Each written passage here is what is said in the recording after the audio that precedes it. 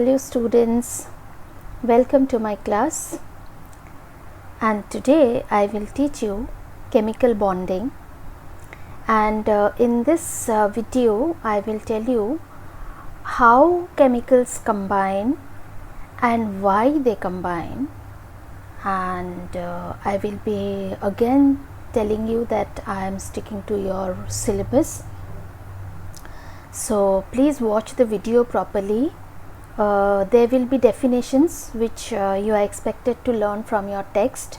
There are many structures which you are expected to understand in this video and practice all the compounds that is there in your text, because the questions that you are going to get in this chapter will be definition chapter, drawing the structure of the molecule and the conditions required for forming such a bond, and the properties. So almost all the topics will be touched here and explained to you properly, and I am sure you will understand. There will be no problem understanding it.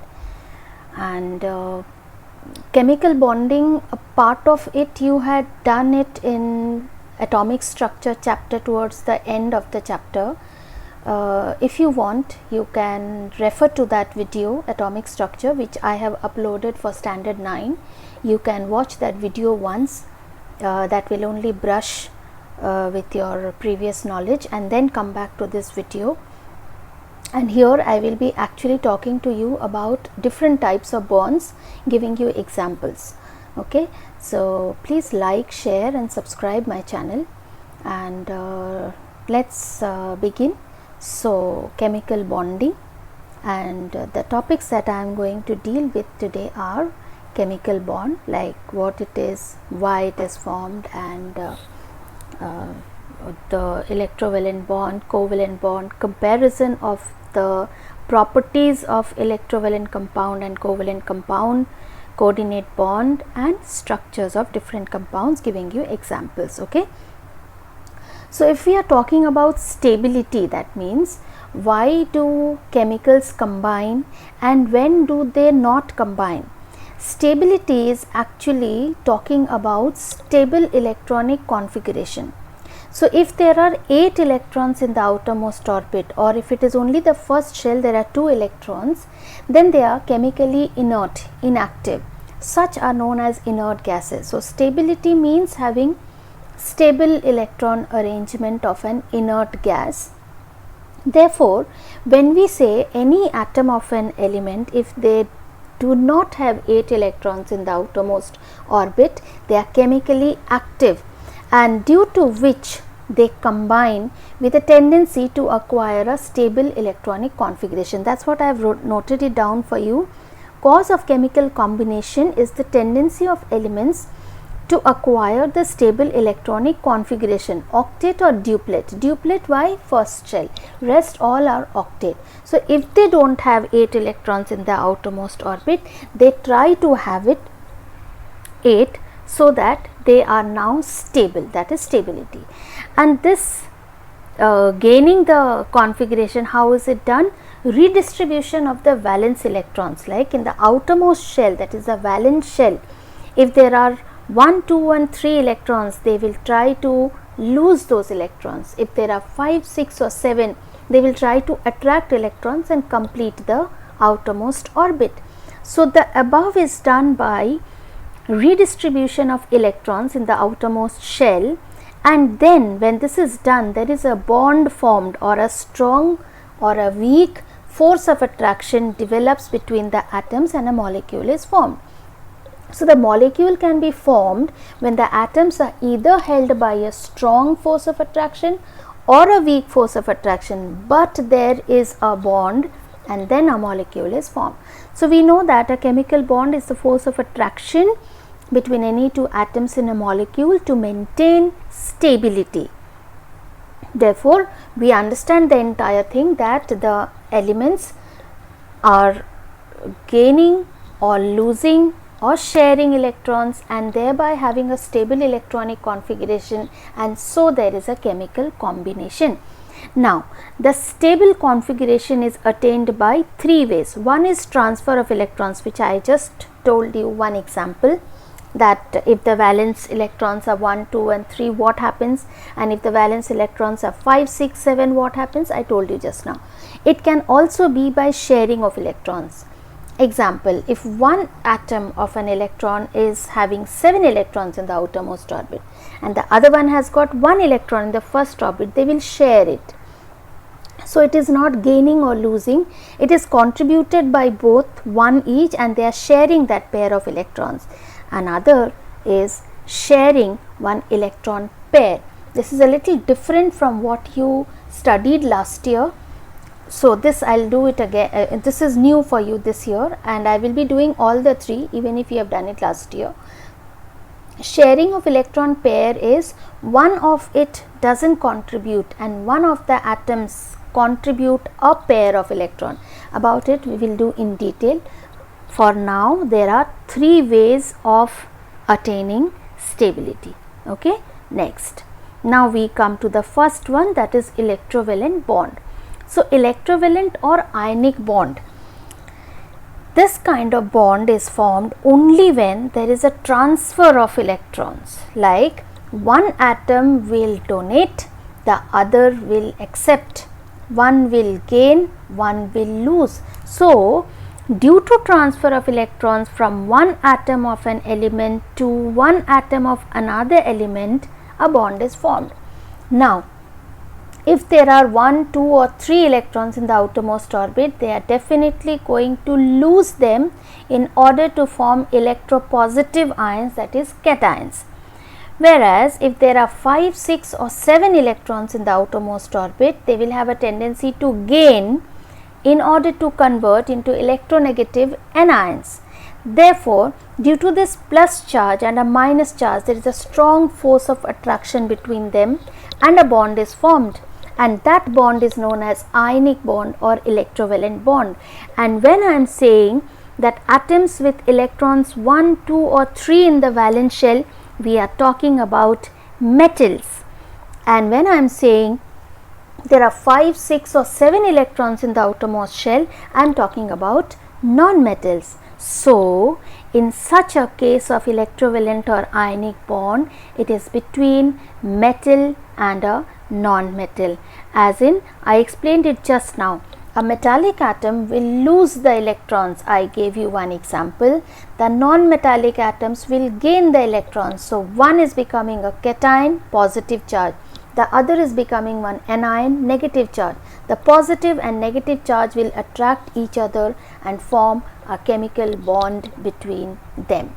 Okay. So, this above chemical bond, this ionic bond is formed due to a very strong electrostatic force of attraction. Remember the name, it is a strong electrostatic force of attraction between the oppositely charged ions called the cations and anions, and therefore the bond is known as ionic bond, and the compound so formed is an ionic compound or an electrovalent compound. These compounds are very stable, children, because of this strong electrostatic force of attraction. Now, when can we have such a bond? The major conditions required to form the ionic bond. We know that one of them should be a metal, we discussed it just here. Metal means it should have a low ionization potential. The other one should be a non-metal, so we know that the other atom should have high electron affinity. And also there should be a lot of electronegativity difference between the two elements. So, children, let me tell you that if you have seen my video on periodic table, you will now have no doubts regarding what is ionization potential, what is electron affinity and what is electronegativity. If at all you have, I would suggest please go back to that video, watch and then come back. That will really help you, because I have given a very clear idea about these terms. The conceptual also is written there and explained also. Please listen to it. Okay, so coming back to the conditions, one of the combining atoms should have low ionization potential, which will help form a cation easily.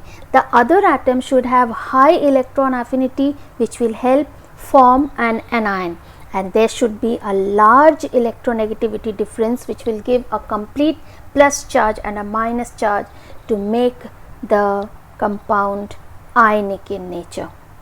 Next example, one structure of electrovalent compound. I have given it in detail. I have taken one more example also, but not all. I have left it up to you. So please listen to this explanation and go back to your text and try out with all the structures given in your text and all the examples mentioned there, because the method will be same, only the atomic number will change, so the bond formation will change, otherwise the way of making the bond is same. So please understand it properly. Now to make the structure of electrovalent compound, there are three ways. One is ionic equation, one is orbital structure, another is electron dot structure. So let me explain one by one. First we come to ionic equation, and the compound that we have taken is sodium chloride. Now we know sodium, the atomic number is 11, electronic configuration 281. So when it is one electron, it will have a tendency to lose one electron and convert into a cation, Na plus, and the number of electrons now becomes 28. So it's a stable. Na 281 now becomes 28 by losing one electron, formation of a cation, low ionization potential. The other atom is chlorine, and the atomic number is 287. It will have a tendency to gain and become Cl minus, and thus the number of electrons 288.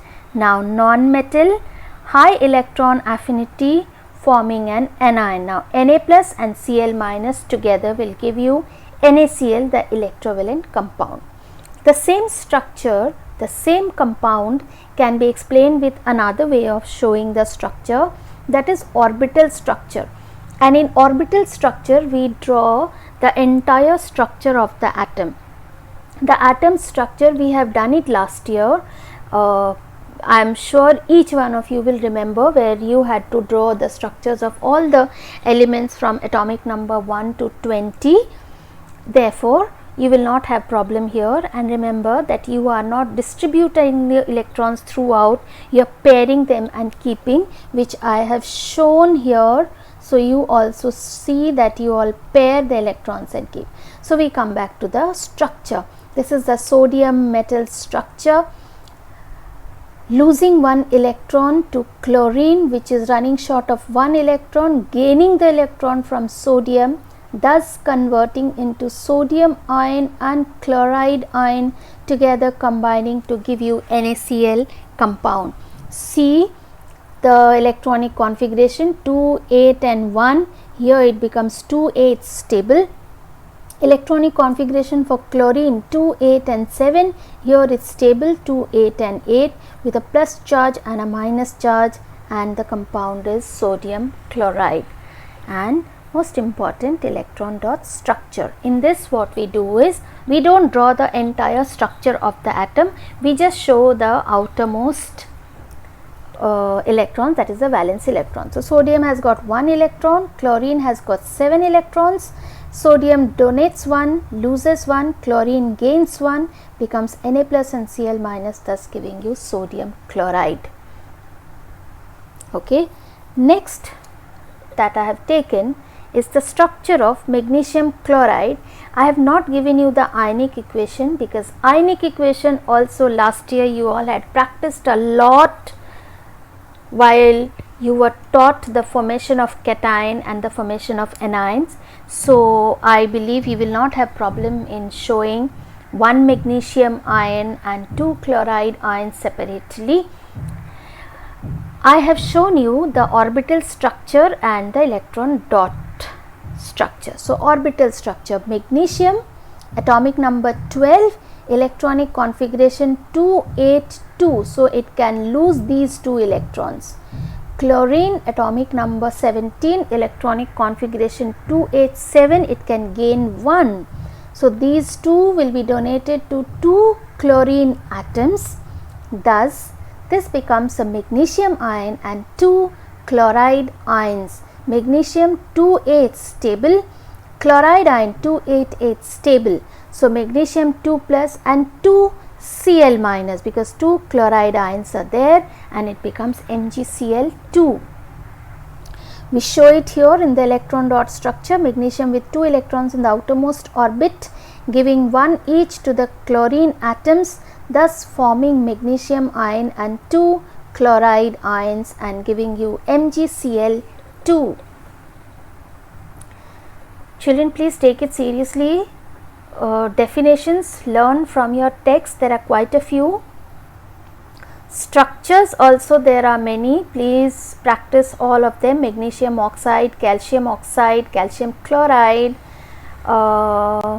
yes, sodium oxide, potassium chloride, all that are there, or whatever else is there in your text. You should try all the structures by all the 3 methods, because the question paper sometimes wants a particular method, like they will tell you draw the structure of magnesium chloride showing by orbital structure. If they don't, you can go by electron dot structure, which is very simple and easy. Next.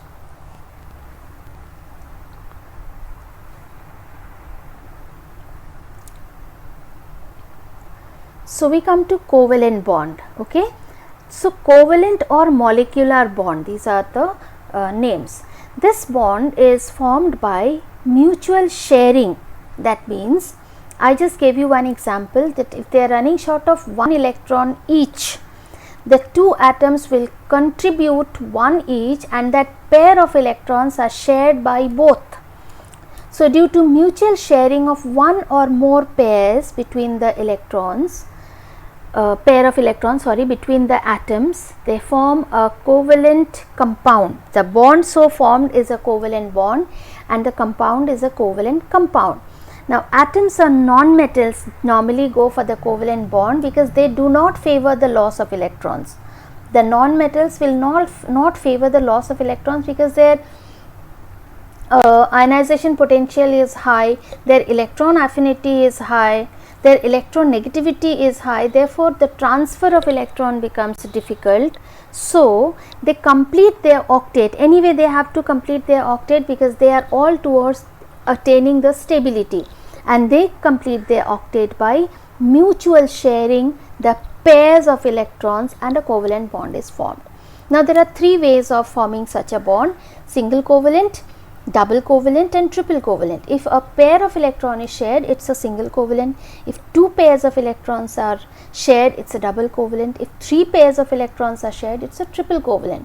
Now, if one atom, each of the 2 elements combining are running short of 1, they will share 1 pair of electrons, 1 contributed by each, so single covalent. If the combining atoms are running short of 2, each of them, then they will share a 2 pairs of electrons, 2 contributed by each is a double covalent, similarly a triple covalent. Now, I will give you one example here where I have not written down all the electronic configuration because writing it again and again is repetition, and by now you all know the atomic number and you all have learned the Bohr-Bury scheme of distribution of electrons in the orbit. So, you know how to distribute in the K, L and M shell, and you know about the valence electrons, that is the valency. So, I will just explain and you can understand. Moreover, I have not done many of the covalent compounds, but I will be clearing it properly, all the basics, and leave it up to you to go back to the chapter, practice with all the compounds. There are many covalent compounds given in your text. So, I will be expecting you all to go back to the chapter and practice with all those compounds given there. If you have any doubt, children, please put it in the comment section. Okay. So, coming back to the example, see, the first one that I have taken is HCl. Now, the combining atoms are hydrogen and chlorine. Hydrogen's atomic number is 1, chlorine's atomic number is 17. Hydrogen has got 1 valence electron, chlorine has got 7 valence electron. So, hydrogen has 1 less, chlorine also has 1 less. hydrogen makes it duplet, chlorine makes it octet. So this one less, one electron each contributed by the two are shared. So one pair of electrons are shared by hydrogen and chlorine, thus satisfying duplet here and octet here.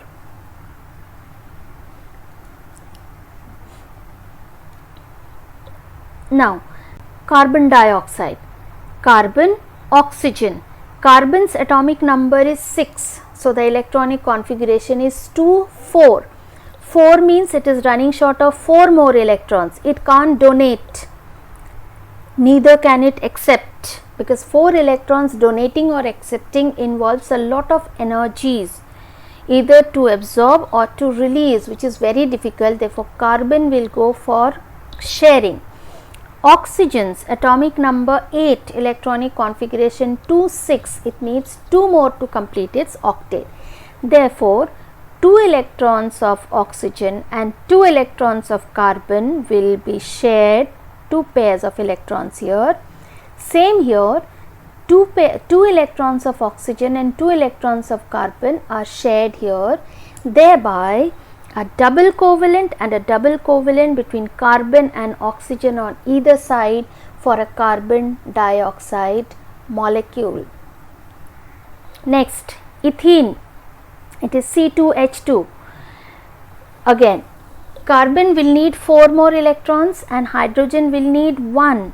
So carbon is sharing 1 each with the 2 hydrogen and 2 with the adjacent carbon, which in turns share 1 with each hydrogen, thereby forming a double bond between the 2 carbon and single bond with the 2 hydrogen each. Next,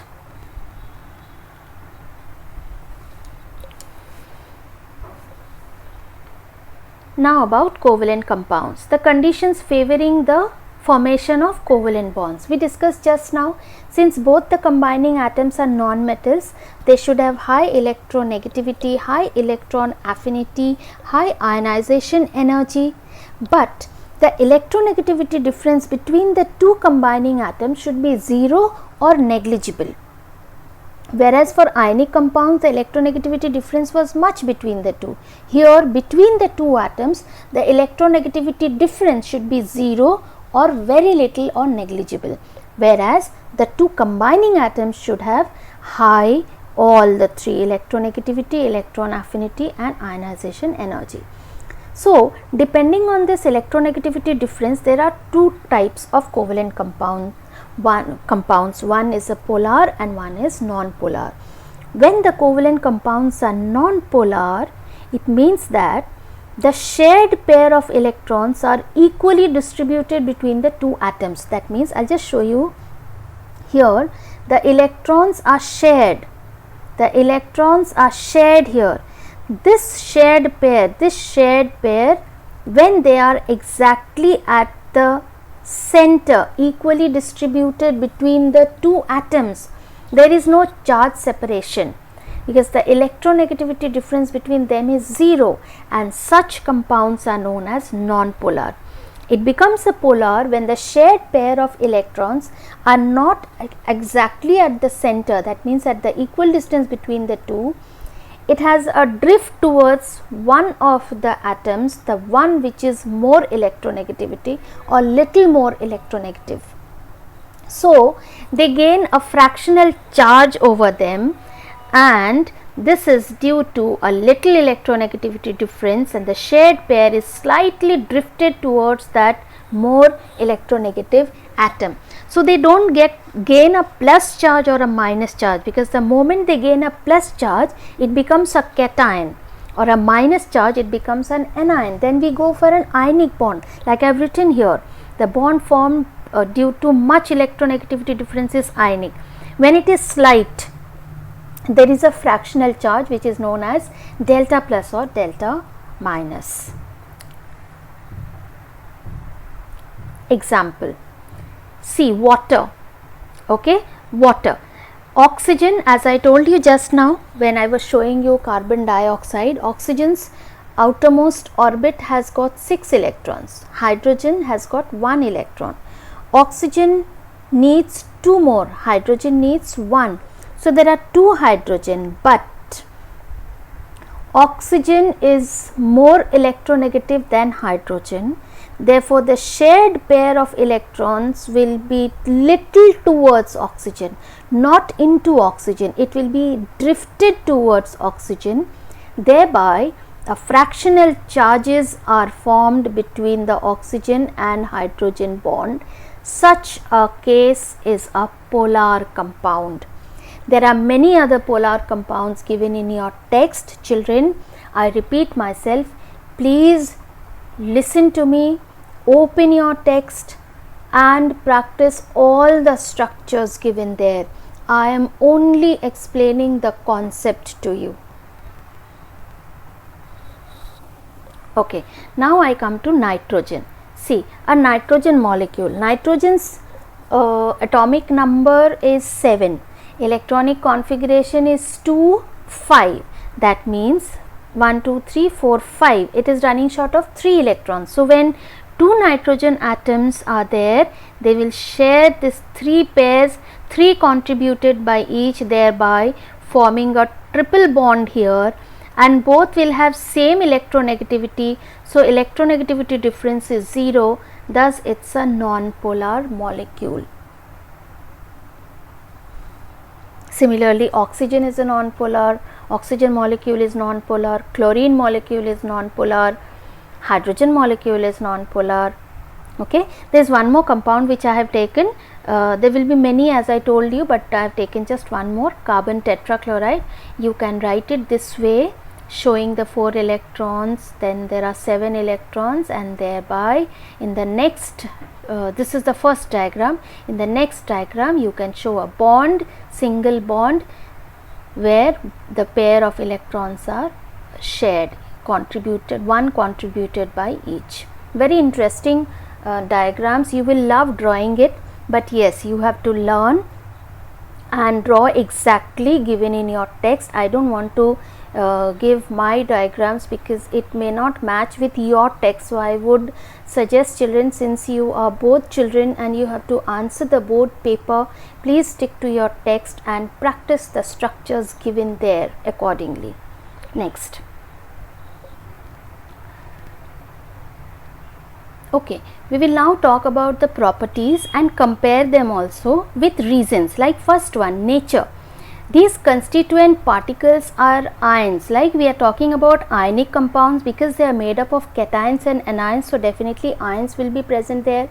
But in case of covalent compounds, they share, they don't form cation and anion, therefore they will have molecules.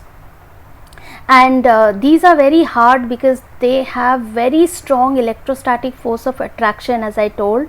So these are stable compounds, they are hard solids, and these are solids, gases, liquids and soft solids, because they are held by weak force of attraction. These are van der Waals force, weak forces between their molecules. Secondly, the ionic compounds are non-volatile with high boiling and melting point, whereas covalent compounds are volatile with low boiling and melting point. And I tell you the same reason, ionic compounds have strong force of attraction, so the large amount of energy is required to break them. The cation and anion are held so strongly, to separate them out it's very difficult, whereas the weak van der Waals force for the covalent compounds, the energy, it can be easily they can be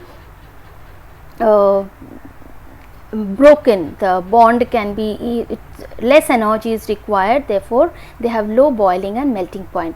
Well, conducting electricity, the ionic compounds will not conduct electricity in the solid state. Why? Because as I told you just now, the cations and anions are held with strong electrostatic force of attraction, but these same ionic compounds will serve as very good conductors of electricity when they are fused or in the aqueous state, because the force is weakened. When in the fused state or in the solution state, the force of attraction is weakened and they separate out as ions, therefore they are very good conductors. Whereas for covalent compounds, they are not good conductors, whether solid state, molten or aqueous, due to the absence of free ions. They don't have cation and anion, so they cannot conduct electricity at all. Next, okay, so the next property is dissociation. Here we will see that the ionic compounds are composed of ions, so they can be dissociated but not in the solid state. They are either in the ionized state like molten state or aqueous state, because water is a strong covalent compound and it has got a strong dielectric constant also, which will separate the cation and anion, and the ions dissociate in water or in molten state. But for covalent compound, on passing electric current, they do not ionize because they do not have ions, as we discussed just now. So the polar covalent molecules form ions in the solution. Like if we can take water and HCl, this I have taught you in acids when we were doing HCl chapter, giving you a hydronium ion and a chloride ion where some of them actually polarize. So the compound should be a polar, otherwise if you are talking about only covalent, they will not. So some of the polar covalent compounds will polarize. This equation is taught to you in HCl chapter, and about this hydronium ion formation will be done in this video itself. So the covalent compounds do not form ions, so they do not dissociate. They are poor conductors of heat as well. Solubility: the ionic compounds are soluble in water but insoluble in organic substances, solvents, whereas covalent compounds are insoluble in water but dissolve in organic solvents. Because you know, we discussed just now, water is a polar covalent compound as well as it has got a strong dielectric constant, whereas organic solvents are non-polar, hence they dissolve in the non-polar covalent compounds. And the rate of reaction, it is very high, this is very slow. Again, the reasons are given. So please learn the properties, the reasons, comparisons. You are surely going to get question from these two tables. Next.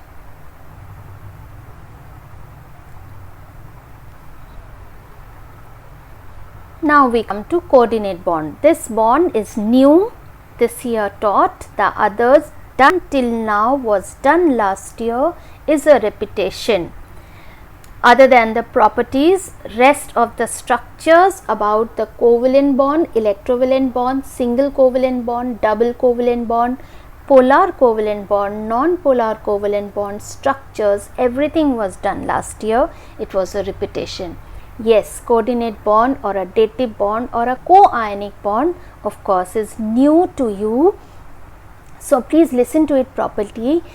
This type of bond, this is formed when two atoms share a pair of electrons known as lone pair, provided entirely by one of the combining atoms, which is known as a donor, and shared by the other, which is the acceptor, and both of them share it. They don't donate, they don't lose, they combinedly they share. I will tell you what it is. Suppose a compound is formed and a pair of electrons are there which are not shared by the other atom, that is known as a lone pair, and the acceptor is short of at least one pair of electrons. So there are two diagrams that I have drawn for you. One is ammonium ion NH4 plus, another is hydronium ion H3O plus, which I was talking to you just in the previous slide.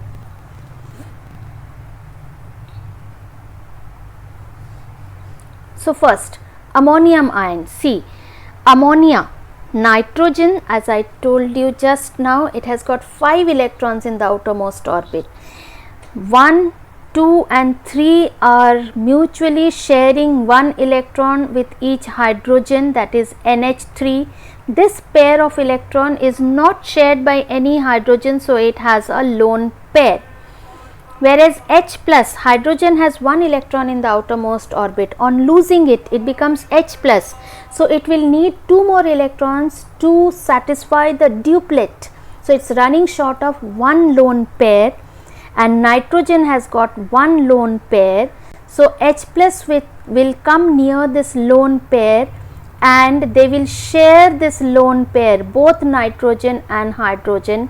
Thus the entire molecule gets a plus charge because hydrogen was already carrying a plus charge here. Thus ammonium NH4 plus. This is a dative bond denoted by one arrow, whereas the covalent bonds are just by a line. Okay, ammonium ion. For a hydronium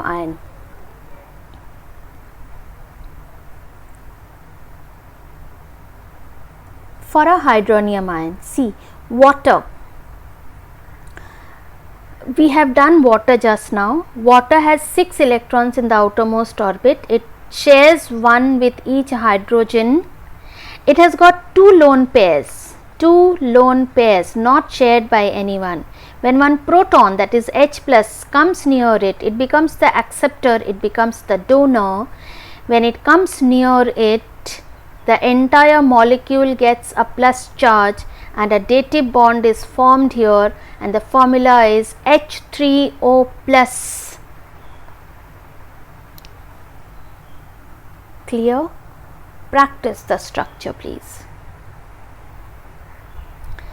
Formation of a hydroxyl ion, this I will tell you. See, this is the water molecule where the two crosses are 1 electron each of hydrogen and the 6 dots are the 6 electrons of oxygen. If hydrogen donates this electron to oxygen, oxygen will have 8 electrons satisfied, but due to 1 electron extra, it will gain a minus charge and H will become plus charge with no electrons, and this is a hydroxyl ion. Okay, oxygen with 8 electrons now sharing with hydrogen here, a single bond and a minus sign due to the extra electron donated by hydrogen, giving H plus. If there are two water molecules together, this H plus will now join with one of the water to give you a hydronium ion, which was shown in the previous slide, and this hydroxide ion, this OH minus. So this is how it is shown here once again.